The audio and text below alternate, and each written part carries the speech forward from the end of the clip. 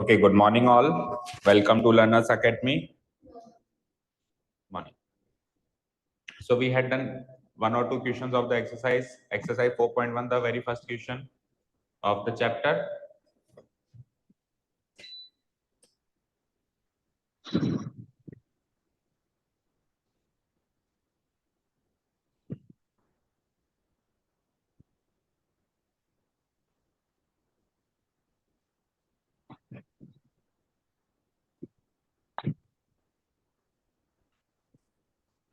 Priyanshu voice clear है? Yes sir. चलो तो क्वेश्चन नंबर 3 से स्टार्ट करनी है आज की class. Let's start the question. तो डिटरमिनेंट से इंट्रोडक्शन हो चुका है हमारा।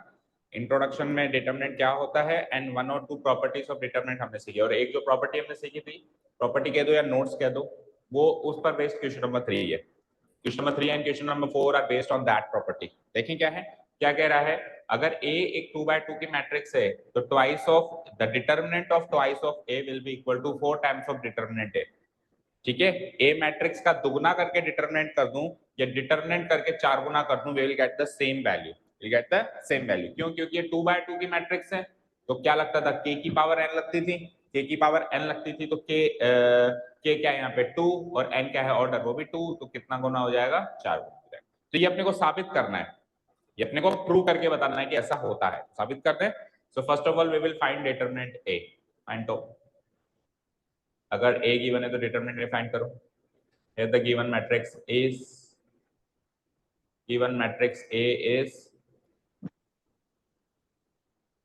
A is ये लिख देना पहले matrix. So let's find determinant A. So determinant A equal to determinant A का मतलब मैट्रिक्स A की डिटरमिनेंट। ओके, मैट्रिक्स A की डिटरमिनेंट इक्वल टू कैसे कैसे निकालेंगे बोलो? ऐसे ऐसे ऐसे। चलो तो 1 into 2 फिर minus 4 into 2 like this we'll find. Okay, so 1 into 2 क्या होगा, 2 minus 8 and that is equal to what, minus 6। अब आप एक काम करें, मैट्रिक्स ए का दुगना करें। वो क्या कह रहा है आपको, मैट्रिक्स ए का दुगना करने के लिए कह रहा है, या फिर एक काम करें, जो अपने को साबित करना है, ये साबित करना है अपने को, इसका LHS पार्ट उठा ले। तो LHS पार्ट क्या था बताओ? LHS पार्ट क्या था? डिटरमिनेंट ऑफ ट्वाइस ऑफ ए, ये LHS पार्ट था। सो क्या करूंगा मैं, डिटरमिनेंट इसका मैट्रिक्स का दुगना करना है मुझे, तो डिटरमिनेंट ऑफ ए का दुगना भी आपको पहले करके रखना पड़ेगा। अगर मैट्रिक्स ए ये है तो आप पहले से करके रखो। सो ट्वाइस ऑफ ए क्या होगा, ट्वाइस ऑफ ए करने के लिए twice of this matrix, that means 1 2 4 2, 1 2 4 2। Okay, so बताओ क्या हो जाएगा, 2 1 जा 2, 2 2 जा 4, 2 4 जा 8, 2 2 जा 4। अब यहाँ पे आप ट्वाइस ऑफ ए का डिटरमिनेंट करेंगे, दैट मींस इस मैट्रिक्स का डिटरमिनेंट करते हैं इजीली। करो जैसे हम करते हैं। सो इट विल बी लाइक 2 4 जा 8 माइनस 2 into 4। पहले तो पूरा करके बताओ, क्योंकि फर्स्ट अभी बेसिक क्वेश्चंस है ना, इसलिए पूरा करके बताओ। 2 into 4 minus 8 into 4, so it will be like 2 4 जा 8, 8 4 जा 32। what is 8 minus 32, tell me? minus 24। tell me minus 24 को मैं 4 into -6 लिख सकता हूँ, और इसको मैं 4 -6 क्या डिटरमिनेंट है, तो इसको मैं 4 into डिटरमिनेंट ए लिख सकता हूँ, which is nothing but our RHS। so LHS से जर्नी स्टार्ट करके RHS पे प्रूव कर दिया हमने, hence तो इस तरीके से इनको करना है। अब 3/3 पे कर दो इसी चीज को। नेक्स्ट क्वेश्चन 3/3 पे है, अभी 2/2 पे था, नेक्स्ट क्वेश्चन किस पर है, 3/3 पर है। ओके देखो नेक्स्ट क्वेश्चन, देखो नेक्स्ट क्वेश्चन 3/3 पे। पहले तो आप खुद वेरीफाई करो कि वो जो नोट हमने लिखा था वो काम कर रहा है क्या।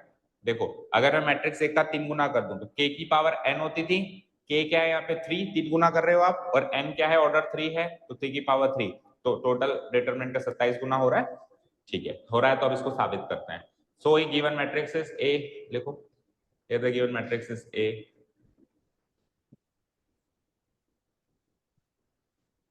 A is, तो ये मैट्रिक्स लिख दो पहले। और पिछली बार की तरह इसका पहले डिटरमिनेंट निकाल लो, ठीक है। और मुझे क्या करना है, इसका 3 गुना भी करना है, तो उसका 3 गुना भी लगे हाथ कर दो। चलो, so thrice of A will be equal to 3 times of the given matrix 1 0 1 0 1 2 and 0 0 4।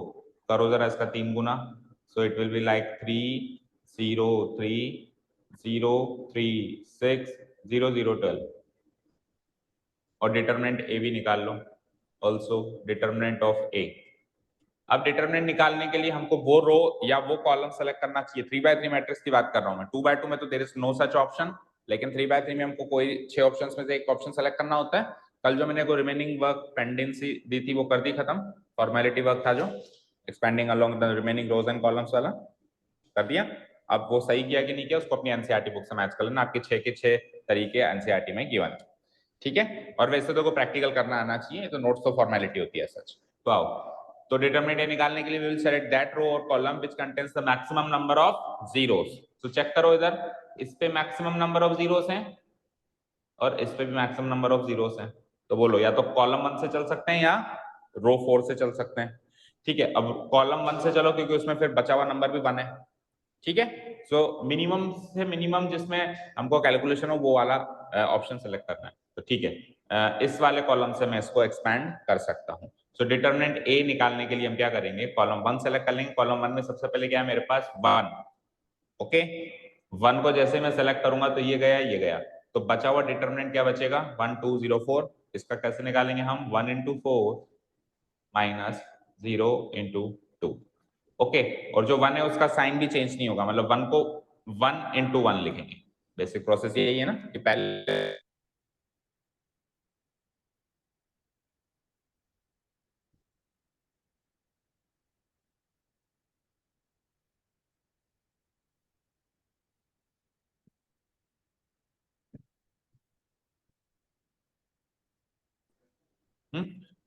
तो 4 into 4 minus 0 यानी कि फाइनली 4 आ जाएगा। तो डिटरमिनेंट है 4 आ गया सभी का।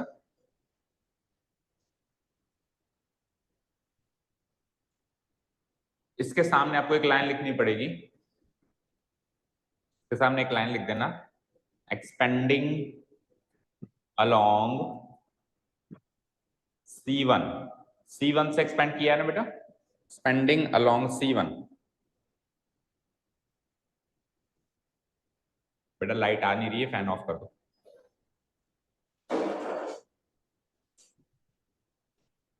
कुछ फेस आ रहे हैं, कुछ फेस नहीं आ रहे हैं, ऐसा लग रहा है।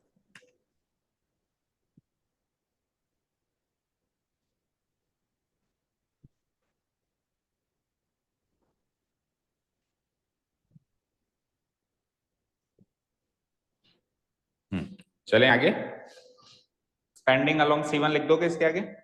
सो डिटरमिनेंट ए आ चुका है 4, थ्राइस ऑफ ए भी हम कर चुके हैं। और क्या क्या करना है इसकी सामग्री बाकी देखो, थ्राइस ऑफ ए जो मैट्रिक्स है उसका भी डिटरमिनेंट चाहिए, तो ये तो पूरा एलएचएस पार्ट है। So now let's take the LHS part, let's take the LHS part.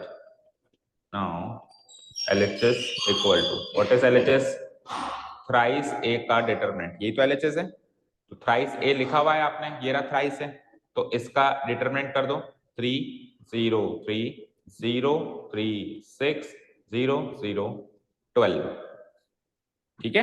देखो वहां पे जो ये लिखा हुआ ये जो बनी हुई है ये मैट्रिक्स फॉर्म में है, ये किस फॉर्म में है, मैट्रिक्स फॉर्म में। यहाँ पे इसको किस फॉर्म में प्लेस करना है आपको, डिटरमिनेंट फॉर्म में प्लेस करना है। दिस इज द डिफरेंस,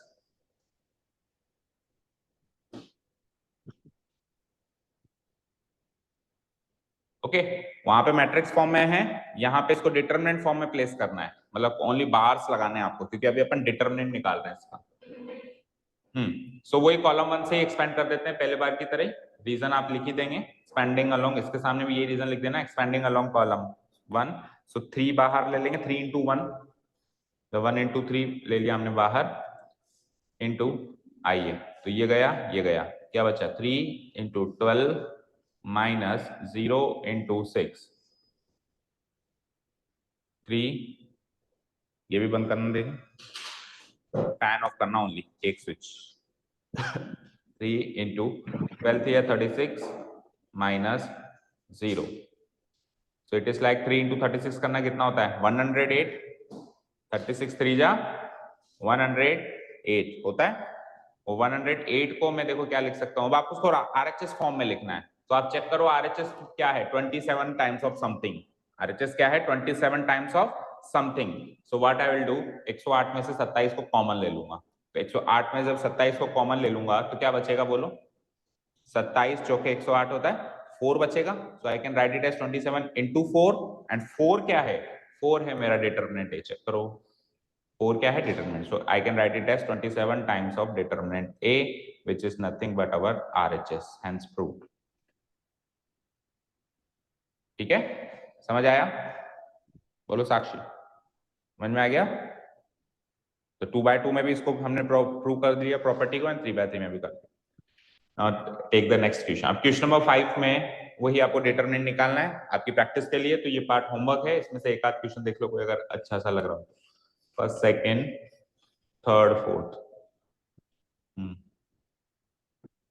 तो कोई सा भी एक कर लो, बाकी होमवर्क पार्ट।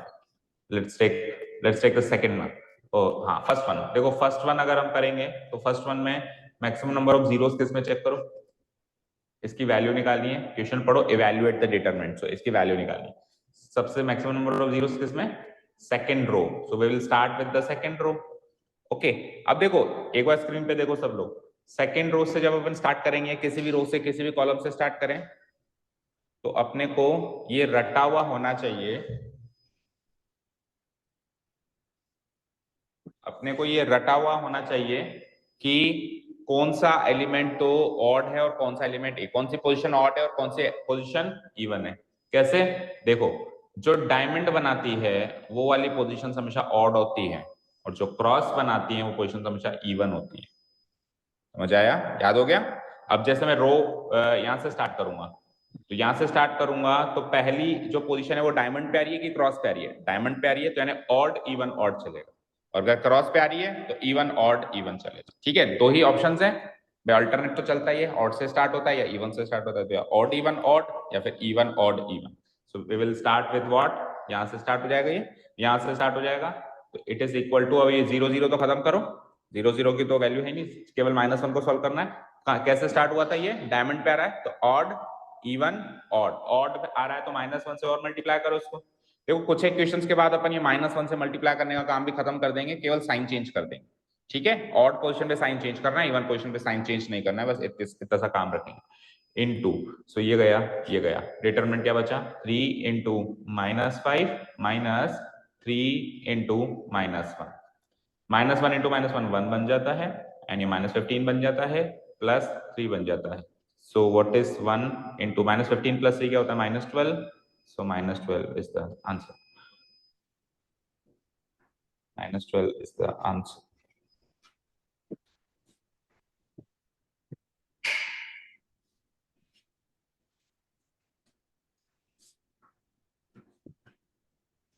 ठीक है, मैच हो गया। चलो नेक्स्ट क्वेश्चन। अब इसके बचे हुए क्वेश्चंस होमवर्क मार्क करो, सेकंड थर्ड फोर्थ और सिक्स्थ भी क्या है, डिटरमिनेंट ही निकालना है। अब ऐसा क्या है स्पेशल जो इसने अलग से दिया है, पहली बार ऐसा डिटरमिनेंट 3/3 का निकाल रहे हैं जिसमें कोई भी जीरो नहीं है, तो सारे एलिमेंट बेसिकली सॉल्व करने हैं और कुछ नहीं है इसमें, कर डालो फटाफट। फाइंड डिटरमिनेंट, तो matrix A is given is like this, तो सेलेक्ट करो आप, अब कौन से रो या कॉलम से आप कंटिन्यू करोगे, तो अब तो कोई जीरो है नहीं, take any row take any column you like, तो जब किसी से भी करना है तो फिर रो 1 से ही कर लेते हैं। ठीक है, सो रो 1 से जब मैं इसको सेलेक्ट कर एक्सपेंड करूंगा, सो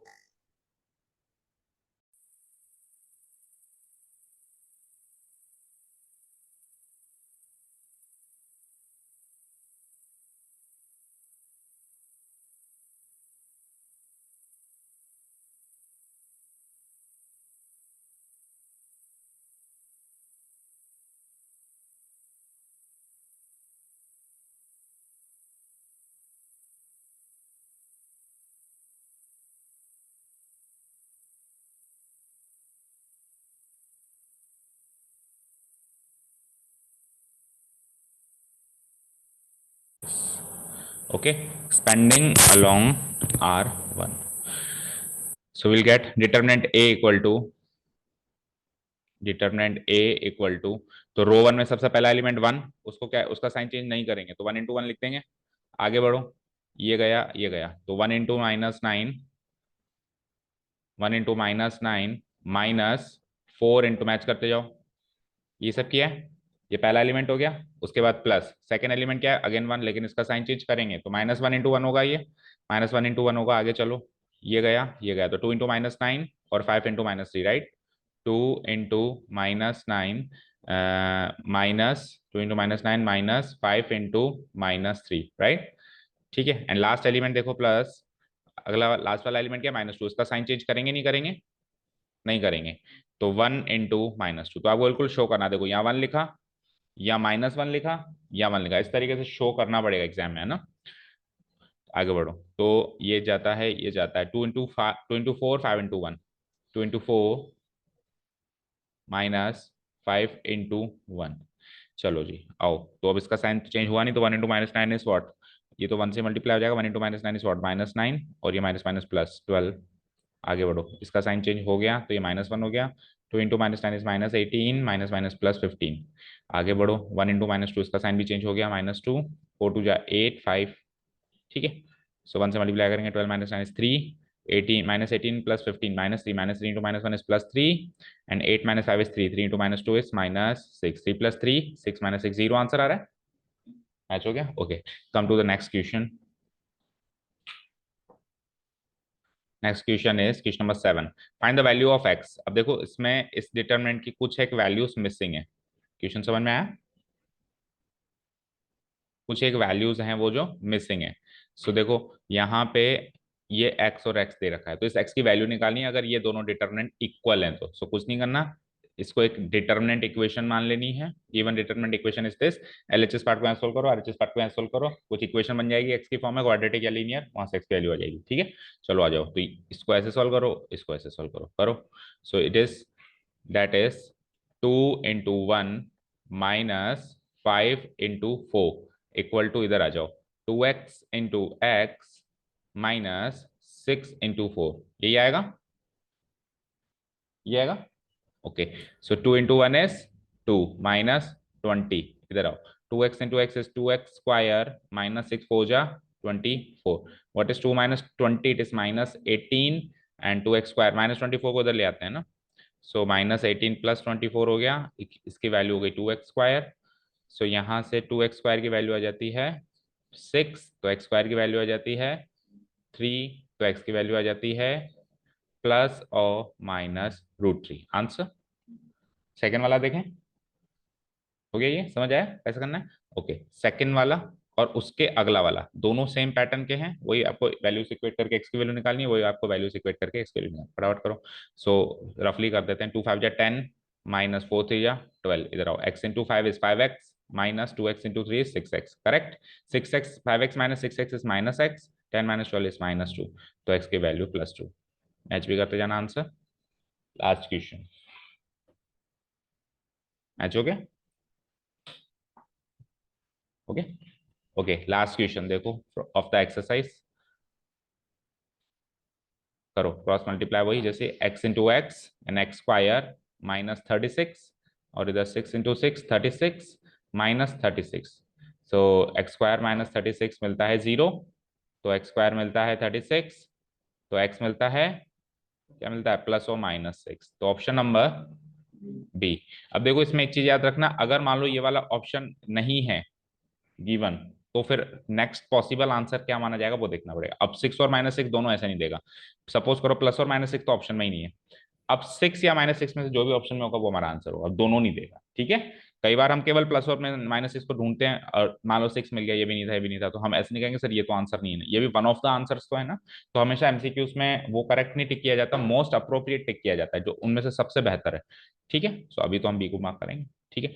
अब देखो सेकेंड जो टॉपिक है, वो ये नई बुक में एरिया ऑफ ट्राइंगल ये के चेक करो, एरिया ऑफ ट्राइंगल ये के सेकंड टॉपिक। ओके, इससे पहले एक टॉपिक होता है properties of determinants, properties of determinants, properties of determinants.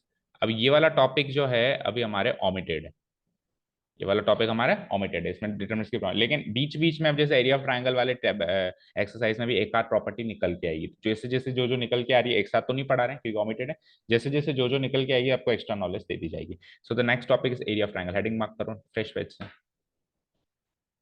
Area of triangle. Priyanshu आवाज आ रही है? हाँ आ रही है सर। हम्म।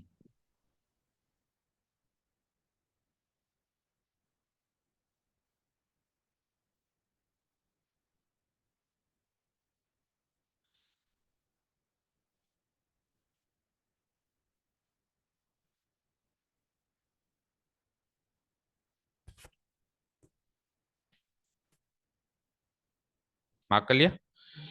अब एरिया ऑफ ट्राइंगल हमने क्लास 10th में सीखा है, अगर आप याद कर पा रहे हो तो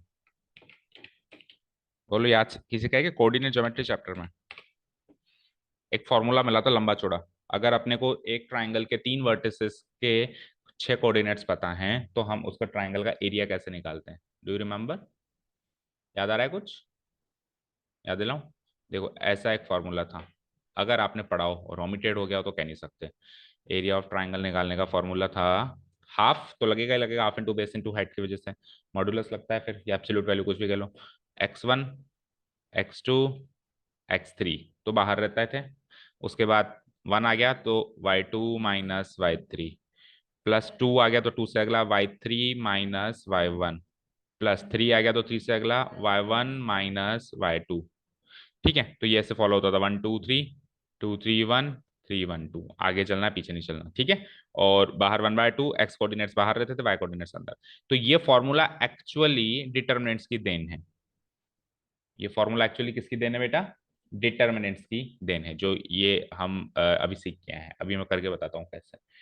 ठीक है, स्टार्ट करें। तो फॉर्मूला तो यही बनेगा, बट थोड़ा सा अलग सेंस में बनेगा, थोड़ा सा अलग तरीके से बनेगा। ठीक है, 1 मिनट रुको बस, 1 सेकंड में देख लेता हूँ अगर मुझे वो फाइल मिल जाती है, अदरवाइज मैं वैसे ही लिखवा दूंगा। 1 सेकंड चेक कर जाता हूँ।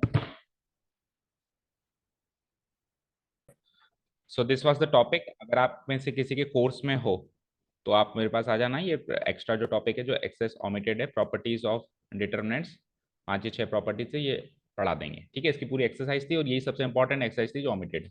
तो इसमें से एक आध प्रॉपर्टी जो आगे काम आएगी वो तो मैं ऑन द गो ही बता दूंगा। अगर ढंग से पढ़ना है तो फिर आपको अलग से आना पड़ेगा। वो you decide whether you want to study और नॉट। आप देख लेना आपकी किसी भी जगह इसमें से कोई प्रॉपर्टीज काम आई हो। ठीक है, आइए तो जो थर्ड टॉपिक है सीधा उस पर चलते हैं, area of triangle. Area of triangle. So area of triangle के लिए ट्राइंगल ड्रॉ करो। एक ट्राइंगल ड्रॉ कर दो जल्दी से, एक rough triangle, any scalene rough triangle.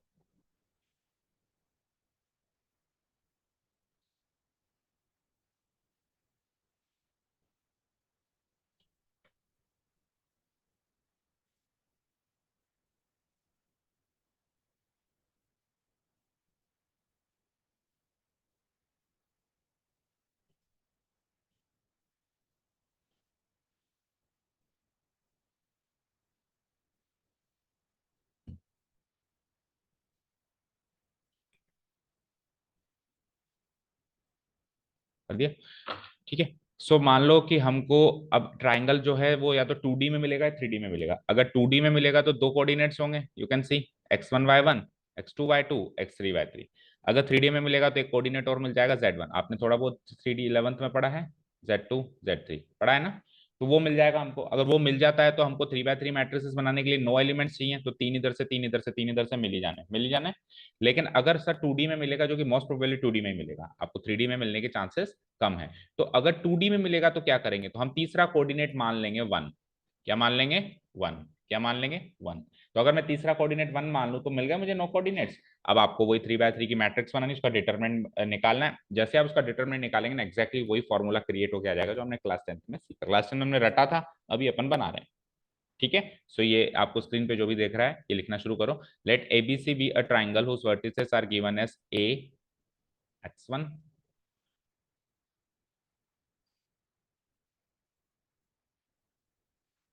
B x2 y2 and C x3 y3। दिख रहा है सबको? Screen clear? तो नोट्स नोट्स अभी कर लेते हैं, मुश्किल से 5 मिनट के हैं, 5-7 मिनट के। एक्सरसाइज कल से करेंगे। आज हमारा सारा सारा सारा टाइम वेस्ट हो गया, नहीं तो सेकेंड एक्सरसाइज भी पूरी हो जाती।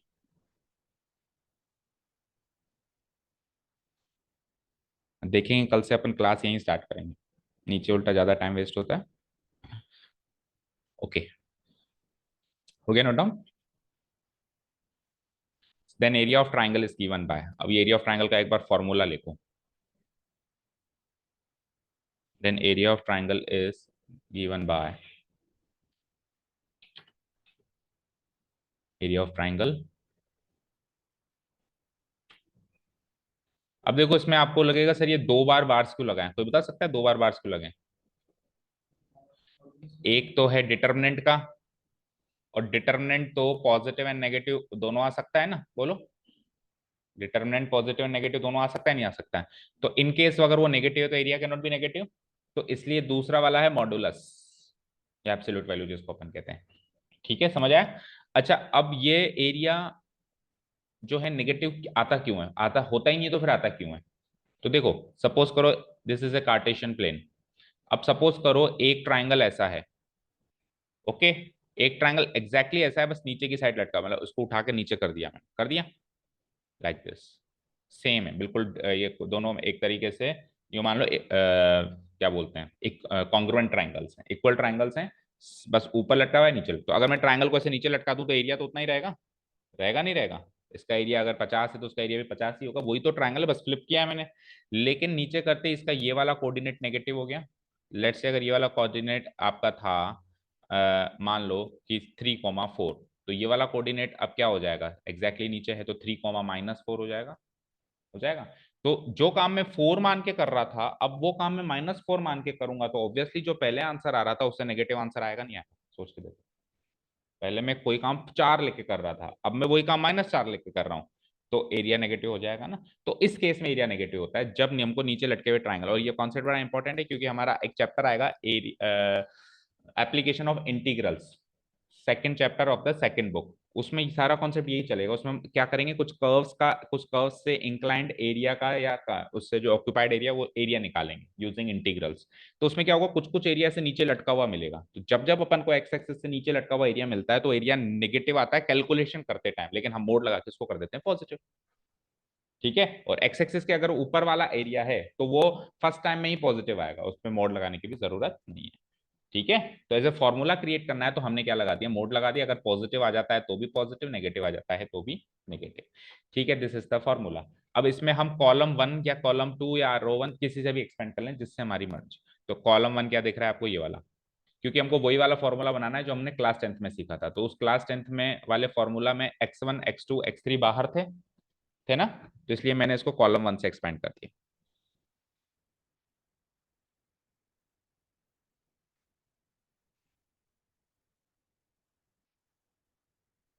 कॉलम 1 से एक्सपेंड कर दो।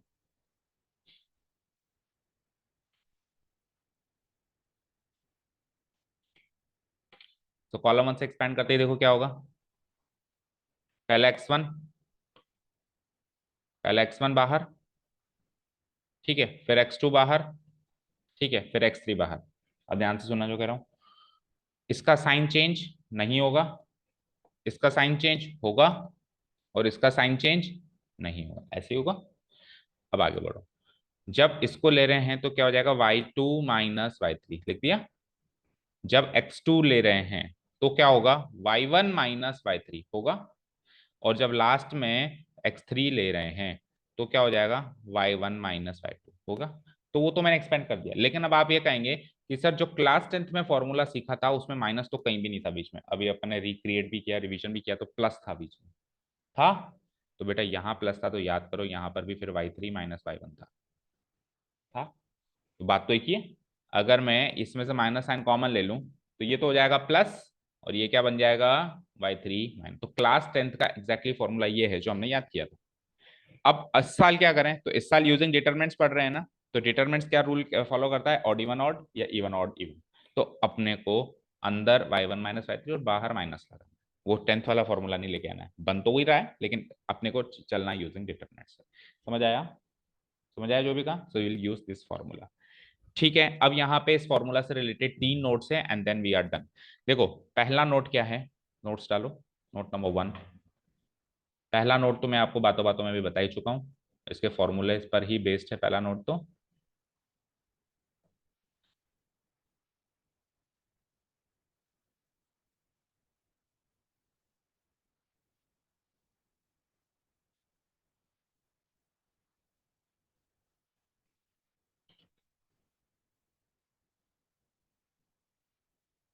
बोलो क्या है पहला नोट, कि इन केस अपने को एरिया नेगेटिव आ जाता है, एरिया ऑफ ट्राइंगल नेगेटिव आ जाता है, तो हम उसकी only numeric value positive value assume करेंगे माइनस साइन को इग्नोर करके। That means we will take the modulus part, that's it.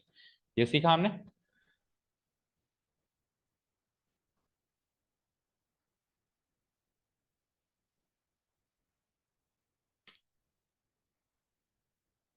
ठीक है, ये सीखा। लेकिन अब ध्यान से सुनो, अगर एरिया गिवन है, क्योंकि मैथ्स में उल्टा क्वेश्चन तो बनेगा ही बनेगा, कोई रोक ही नहीं सकता। अगर एरिया पूछा नहीं है, एरिया गिवन है, अब क्या करें? तो अपने को जब अपन मॉडुलस खोलेंगे, तो आपने क्लास 11 में भी थोड़ा बहुत सीखा होगा, इस बार तो बहुत ज्यादा सीखना है, कैलकुलस में बहुत बार करना है काम फंक्शंस में। जैसे अपन मॉडुलस खोलते हैं तो अपन उसकी एक वैल्यू पॉजिटिव और एक वैल्यू नेगेटिव अज्यूम करते हैं। तो एरिया गिवन है तो आपको ये काम करना है। जैसे मान लो मैंने कह दिया area is equal to 100 square units, तो अब सपोज करो एरिया गिवन है, तो फिर पूछेगा क्या? 6 में से कोई एक कोऑर्डिनेट, मिसिंग कोऑर्डिनेट। भाई 6 कोऑर्डिनेट्स देकर एरिया पूछ रहा है, तो एरिया देखकर क्या पूछेगा? 6 में से कोई मिसिंग कोऑर्डिनेट। तो जब आप वो मिसिंग कोऑर्डिनेट फाइंड करने जाएंगे, तो उसको गिवन एरिया से इक्वेट करेंगे। तो आप गिवन एरिया से नहीं इक्वेट करेंगे, आप एक बार तो गिवन एरिया से इक्वेट करेंगे, एक बार उसके नेगेटिव से भी इक्वेट करेंगे। आपको सर एरिया नेगेटिव होता ही नहीं, कैसे इक्वेट करें? बेटा एरिया नेगेटिव तो नहीं होता, लेकिन ये वाली वैल्यू तो नेगेटिव आ सकती है ना, जो मॉडुलस के अंदर बैठी है। तो ये नोट नंबर 1 क्या कहता है कि अगर एरिया पूछा है तो पहले निकाल लो, निकाल के अगर माइनस साइन है तो इग्नोर करके मॉडुलस लगा के पॉजिटिव बना दो। लेकिन इन केस अगर एरिया ही गिवन है, तो उस एरिया को आपको बोथ वे सोचना है, एक बार पॉजिटिव एक बार नेगेटिव। ठीक है, so this is note number 1। In case area of a triangle is a negative value, then we consider only the numeric value ignoring the minus sign.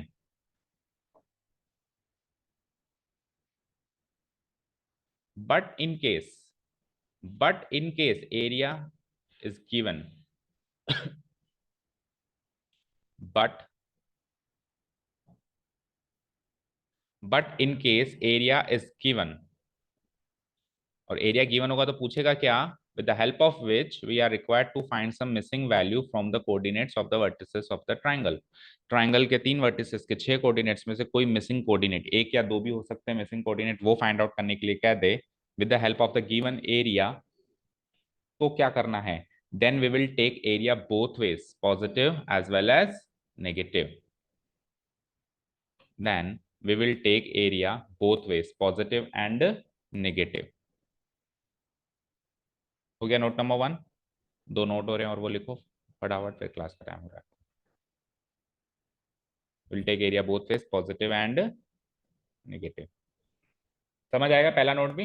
ये जितने भी नोट्स लिखवा रहे हैं सबके क्वेश्चंस हैं, कोई भी ऐसा पार्ट नहीं है इसमें जिसका जो केवल लिखवाया जा रहा है उसका क्वेश्चन नहीं है। आपके आप एक्सरसाइज कल करेंगे तो उसमें सबके क्वेश्चंस हैं। सेकंड नोट देखें, देखो मुझे एक चीज बताओ,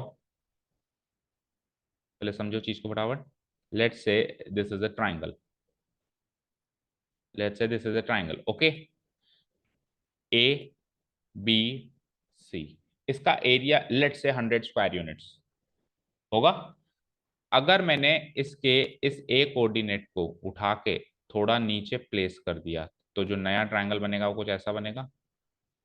इसका एरिया क्या होगा मुझे नहीं पता, पर मुझे बताओ पिछले वाले से ज्यादा होगा या कम होगा? ये बराबर होगा, कम ही होगा।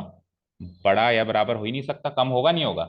ये पार्ट रीजन थोड़ा कम हो गया ना। मैंने और इसको नीचे प्लेस कर दिया, अब वाला एरिया पिछले वाले से भी कम होगा। बोलो, और नीचे कर दूं तो बिल्कुल नेग्लिजिबल हो गया। और अगर बिल्कुल लाइन के ऊपर ले आऊं तो क्या होगा? स्ट्रेट लाइन बन जाएगी, तो एरिया क्या होगा? 0। कोई एरिया ऑक्यूपाई नहीं हुआ। तो उससे क्या साबित होता है कि तीन, अच्छा 3 पॉइंट्स जब एक ही लाइन पे होते हैं, उन पॉइंट्स को क्या बोलते हैं? कोलिनियर। इससे क्या साबित होता है कि 3 कोलिनियर पॉइंट्स से बनने वाले ट्राइंगल का एरिया 0 होता है। तो आपके पास सवाल आएगा प्रूव करो ये 3 पॉइंट्स कोलिनियर है। आप कैसे साबित करोगे 3 पॉइंट्स कोलिनियर है? आप उसको एक ट्राइंगल मान लो, उस ट्राइंगल का एरिया निकालो, एरिया 0 प्रूव कर दो, प्रूव हो जाएगा कि लाइंस पॉइंट्स कोलिनियर है। और एरिया अगर पॉजिटिव आता है, नेगेटिव तो हो ही नहीं सकता, एरिया पॉजिटिव आता है तो they will form A triangle. 3 points एक प्लेन पे दो ही काम कर सकते हैं, या तो लाइन बना सकते हैं या ट्राइंगल बना सकते हैं, तीसरा तो कोई काम ही नहीं कर सकते। तो अगर एरिया पॉजिटिव आ रहा है तो ट्राइंगल बना रहे हैं, और एरिया 0 आ रहा है तो लाइन बना रहे हैं। सिंपल सी बात है। So note number 2, note number 2, the area of a triangle formed by 3 collinear points is equal to 0 0 square units, पूरा लिखो 0 square units.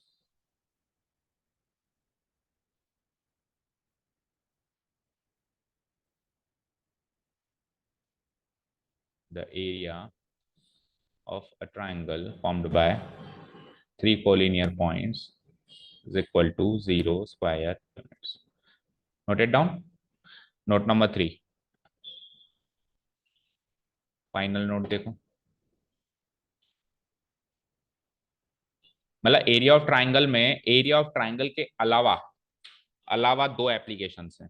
एक तो एरिया ऑफ ट्राइंगल निकाल लो सीधा सीधा डायरेक्ट क्वेश्चन, इनडायरेक्ट क्वेश्चन में दो एप्लीकेशंस हैं। पहला एप्लीकेशन क्या है कि एरिया सॉरी 3 पॉइंट्स को कोलिनियर प्रूव करो, तो कोलिनियर प्रूव करने के लिए वही 0 रख देंगे। दूसरा क्या है, दूसरा पता है क्या कहेगा आपको, सुन लो पहले जैसे इसको सुना था। आपको कहेगा बेटा एक लाइन है, स्ट्रेट लाइन, ये स्ट्रेट लाइन 2 पॉइंट से पास थ्रू हो रही है, ए बी। एक के कोऑर्डिनेट्स दे देगा कुछ भी x1 y1, दूसरे के भी कोऑर्डिनेट्स दे देगा x2 y2। फाइन। हाँ सर भेज रहा हूँ बस। लाइट नहीं आई आज, लाइट नहीं है नीचे, वो कोई एक फेस उड़ गया जो 10 मिनट बाद ही बोल गया हो तो। हाँ ऐसे तो ऑफलाइन तो चल जाएगा, ऑफलाइन तो चल जाएगा। हाँ ऑफलाइन तो आप लो, भेज रहा हूँ। हाँ जी, सो ए गिवन है, बी गिवन है। सवाल क्या आएगा, find the equation of this line, find the equation of this line। तो how to find the equation of this line using the concept of determinants. तो हम क्या कर लेंगे, एक तीसरा पॉइंट आर्बिट्रेरी पॉइंट पी और मान लेंगे इस पे, जिसके कोऑर्डिनेट्स हम मान लेंगे x, y। अब ये 3 पॉइंट्स कोलिनियर है, तो इनसे बनने वाले ट्राइंगल का एरिया 0 हो जाएगा। 0 का रख देंगे, तो 0 रखेंगे तो ये दोनों तो न्यूमेरिक वैल्यू गिवन होंगी, ये दोनों भी न्यूमेरिक वैल्यू गिवन होंगी, बट ये तो वेरिएबल वैल्यू है जो मैंने मानी है। तो वो जो चीज बनेगी something equal to 0, area equal to 0 रखोगे तो something equal to 0, x y equal to 0, x y की फॉर्म में कोई एक्सप्रेशन इक्वल टू 0 की फॉर्म में बनेगी, तो वो इक्वेशन ऑफ दिस लाइन हो जाएगी। सो ये इसका सेकेंड एप्लीकेशन है एरिया ऑफ ट्राइंगल वाले कॉन्सेप्ट का ही, जो आपके एक्सरसाइज में इसका भी क्वेश्चन है। ठीक है, लिख डाले हम, चलो लिखो। For finding the equation of a straight line, for finding the equation of a straight line passing through 2 points a x1 y1 and b x2 y2,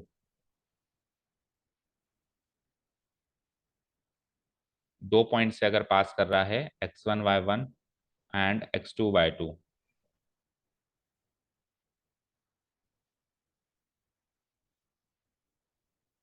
हम पहले एक तीसरा आर्बिट्रेरी पॉइंट मान लेंगे। आर्बिट्रेरी का मतलब क्या होता है,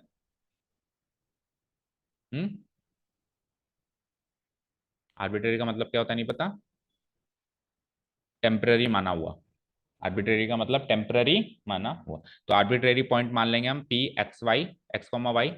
सो अब 2 की जगह 3 पॉइंट्स हो गए और तीनों पॉइंट्स लाइन पे लाई कर रहे हैं।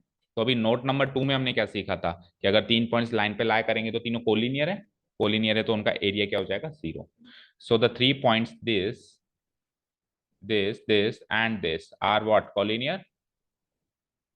are collinear, and hence their area will be equal to area triangle ABP। ABP हो जाएगा, A और B उन्होंने दिया, P मैंने मान लिया। हमेशा आर्बिट्रेरी पॉइंट को P से मानते हैं मैथ्स में, मैथ्स में मन चाहे पॉइंट को या आर्बिट्रेरी पॉइंट को अपन P एज्यूम करते हैं, x, y। अभी आगे जो ज्योमेट्री सेक्शन आएगा उसमें बहुत बार मानना पड़ेगा। तो ट्राइंगल ABP हो जाएगा 0। So we can write it as, अगर एरिया ऑफ ट्राइंगल ABP 0 है तो उसका डिटरमिनेंट 0 रख दूंगा क्या, और तीसरा कोऑर्डिनेट तो 1 1 1 मानना ही है, वो तो बताया ही है मैंने। पहला पॉइंट था x1 y1 तो x1 y1, दूसरा पॉइंट था x2 y2 तो x2 y2, तीसरा पॉइंट मैंने मान लिया xy। और इन तीनों का तीसरा कोऑर्डिनेट, क्योंकि हम अभी 2D में काम कर रहे हैं, 3D में काम नहीं कर रहे हैं, z कोऑर्डिनेट है नहीं, तो z कोऑर्डिनेट तीनों का क्या मान लेना है अपने को 1 1 1।